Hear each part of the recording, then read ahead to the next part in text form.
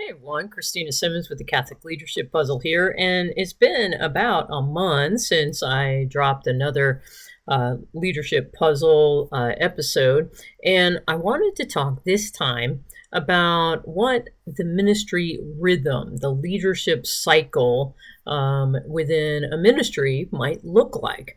And probably the biggest thing is that right now we're trying to take all the different puzzle components, and we're trying to integrate them and then live them out. And a lot of you might be saying, or you've asked a question, so what does my ministry look like? I'm trying to be attentive, to having all the puzzle pieces, but I'm not quite sure how it all fits together. So I want to try and give you a practical example is so that you'd be able to go and kind of go, all right, well, I can figure that out and go from there. So there's a couple of things, though. I wanted to remind us of the fact that there are some core components that always need to be present in anything that we're doing within a ministry, within an organization. So first off, and this ties everything together, is prayer. We need to have everything covered in prayer. We need to be on our knees saying, Lord, is this what you want us to be doing? Lord, how is it that you're calling me to be present to people? What is it that you desire of me, in my own journey? All of this has to be happening. So prayer is fundamental. So that that life of prayer, that daily time of prayer is fundamental. The other core components that prayer holds together are that first piece is evangelization. And what this means in this context within a ministry is that there's a continuous invitation. There is an openness, a hospitality, where you're always willing to invite others to come with, to be a part of your actual ministry or the activities that your ministry is about. And this ties to holistic formation. So holistic formation is going to be pretty much what drives the train. This is going to be the core components of what you are doing as a ministry. And let's not forget that it is the human formation, the spiritual formation, the intellectual formation, and then the apostolic formation, which is the ministry itself. Tied into that is going to be leadership accompaniment. We have to be investing into our leaders more intentionally than we are investing into the average ministry member. Those who have raised their hand and said, yeah, I'm willing to take charge of the email list, or somebody who has been more faithful to being attentive to being a part of ministry activities. These are the people that we need to be investing in, that we need to be making sure that they themselves are on that journey of faith, that they are continuing to grow in their relationship with Jesus, as well as their discernment about, is this ministry where they're supposed to be? Is the Lord calling them into deeper responsibility? And that's why leadership accompaniment has to be a part. And then the final, and it's the last but not least by any means, is the assessment and strategic planning that goes into any activity. We always, every time we get done with an event or an activity, we should always be doing a SWOT analysis. What were the strengths, the weaknesses? What are some opportunities for next time? And what are the threats? What are the challenges that we're facing? And that should just be a normal part of the rhythm and movement of our ministry, just kind of doing an assessment, but then taking all of that assessment and integrating it into your annual strategic planning. And this needs to be an intentional activity. You need to schedule for it. So those are the four components: an evangelization, which is that openness, that invitation, that hospitality; holistic formation; leadership accompaniment; and assessment and strategic planning. These are the things that always are going on within a ministry, and they should be. So you might be saying, okay, so I got these things that I'm supposed to be doing. How do I do it? Well, a basic guide for you is to think about holistic formation. As I said, is going to be kind of driving the train. So you always need to be looking for, over the course of a year, for example, 4 different activities. One is your spiritual formation. Now there is human formation. Third is intellectual formation, and the fourth is apostolic, training.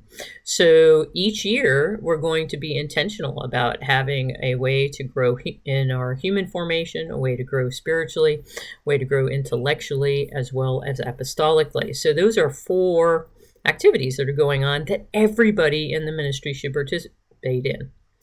The other key of holistic formation, and this ties into leadership accompaniment, is that leadership accompaniment should be investing holistic formation in your leaders. So having special events, special activities that are only for your leadership.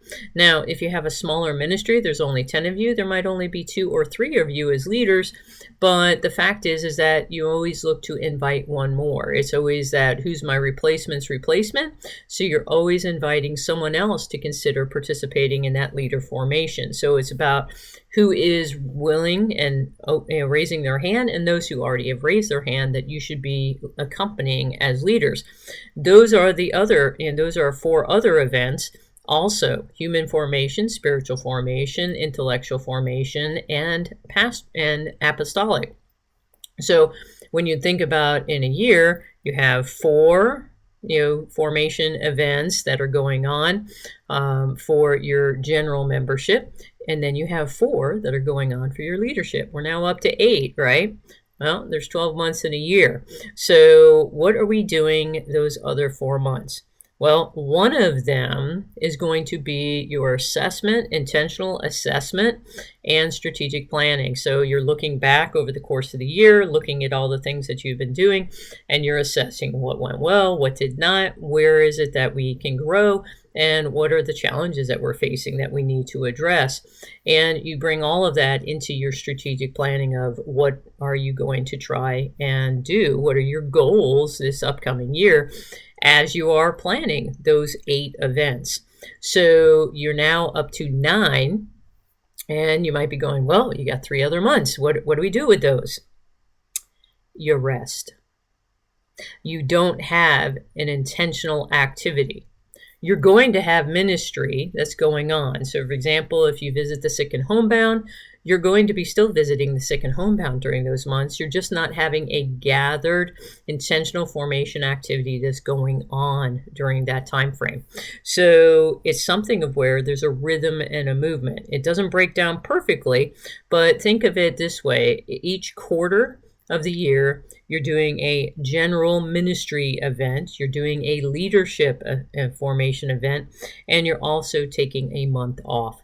As I said, it doesn't work out perfectly to do that because you actually are doing taking one of those 4 days, and you're making it your assessment and strategic planning time. So you actually end up with 3 months of rest. And we need to be intentional about doing this. We need to be able to have a break from some sort of activity that we have to plan, or we have to be participating in, or we have to be doing. So this is the rhythm that goes on within a ministry. Now, you might be saying, okay, Christina, so how does this all kind of come together if I'm looking at my upcoming year? Well, depending upon when you want to kind of implement this type of cycle, and I encourage you to do it as soon as you can. My suggestion would be that you use the liturgical year as a way to do it. And so right now we are really into the beginning of the liturgical year, even though we're at the middle of February. The fact still is that we are getting ready to head into Lent. So that is always going to be happening. But what I'm going to do is I'm going to, if you think about, we have Advent is the beginning of our liturgical year, and then Christmas, and they kind of are together, Advent, Christmas, a little bit of ordinary time before you move into Lent, and then Easter, of course, and then the bulk of our year is ordinary time. So I'm going to kind of give you a breakdown of if we're going to do a January through December, or we do a August through July. So most of the time, parishes are doing one or the other. So because we're coming up on summer, I'm going to walk you through as if you were to have, that year from August through July. So we begin in August. You begin with your leaders and you do training for your ministry. So you do apostolic training for your leaders in August. And then in September, you do apostolic training for your general members. So you go do a deep dive with your leaders. Why? Because you're preparing them to be able to do the training for the general ministry members the following month. Then in October, invest again in your leaders. Invest in the intellectual formation. This can take all sorts of forms. It doesn't have to be associated necessarily with your ministry in totally, but rather it can be something of deep dive into the faith. It could be a Bible study. It could be studying the catechism. It could be all sorts of different things, again, as I said, but you're investing specifically in your leaders intellectually. November, I would actually encourage you to take off, to not have any kind of events during November in specific. And this is not a hard and fast November 1st, don't do anything, okay? Because there might be opportunities to do things, so be flexible. But making sure that you take a month off before Advent begins. Advent, look to do a general ministry spiritual activity, so doing spiritual formation. Advent is a perfect time to be able to do a retreat, to be able to do a gathering, which is more focused upon prayer and reflection, entering into the quietness of the season, for example. So December, Advent, would be focused upon the general members and doing some sort of spiritual formation. In January, it's still Christmas throughout all of January, if you want to go according to the traditional schedule, which we celebrate Christmas until February 2nd, Candlemas. But even so, doing a gathering with your leaders to just get to know one another, kind of find out, okay, what are you looking to do for this next year in your personal life? So checking in with people, you're in your midway point. So it's a good time to check in and see how are things going with your leadership. And it's a good time for you to celebrate and give thanks for all of the different things, the blessings that have come in the previous 6 months. In February, we're beginning to move into Lent. This is an opportunity to do a general for your ministry intellectual formation of some sort. Again, there's tons of opportunities usually that are associated with Lent. So perhaps it's you invite your ministry, everybody does whatever the parish is doing during the Lenten season. Maybe you do a reflection book and you gather together a couple of times in order to talk about it outside of a parish function, or if you come to the parish function, sit at table together so you have an opportunity to be able to share, especially within your ministry members. Also use Lent to do something spiritual formation for your leadership again. Again, at the beginning of the year, you're investing deeply into your leaders in order to be able to continue to accompany them, continue to help them. After Lent, take the Easter season, or at least the first part of the Easter season, beginning like Holy Week, through at least the first couple of weeks of Easter off. Again, there's enough activities going on within a parish, and you want to invite your ministry members to be living fully out the life of parish life, to be living out the liturgical year in its fullness. And that would mean being present for the Triduum, being present for all the Holy Week activities, and then celebrating Easter, the Easter octave, and the couple of weeks in and around Divine Mercy, celebrating it well. So take that time off. Allow people to be able to not have to worry about doing something else. From then, June, I really encourage people, this is your time as you're getting ready to head into summer. You've just had a full, academic year's worth of activities, to go ahead and do your assessment and strategic planning at the beginning of summer. This can be late May, can be, early June, time frame. But, to do that. So in the course of that, figuring out when to do that, making sure that you have like a general human formation gathering, kind of celebrate the end of the year during the same time frame. So you can kind of flip flop, human formation and then assessment strategic planning. Those are happening together. You want as many people as possible to be involved. So maybe even combine those activities. Don't have to be separate activities, but being intentional about truly celebrating the Easter season, the end of the academic year, and then doing your strategic planning, looking ahead before you take a break for summer. Not necessarily 2 months or 3 months for summer, but taking an intentional break for summer before you then bring your leaders back in August is where I started, and you begin the cycle again. So I hope that this kind of gives you a rough idea of what a ministry rhythm, using the different puzzle pieces from the leadership puzzle, in your ministry. Use those core components of evangelization, continuous invitation, the holistic formation, leadership accompaniment, and then, of course, assessment and strategic planning.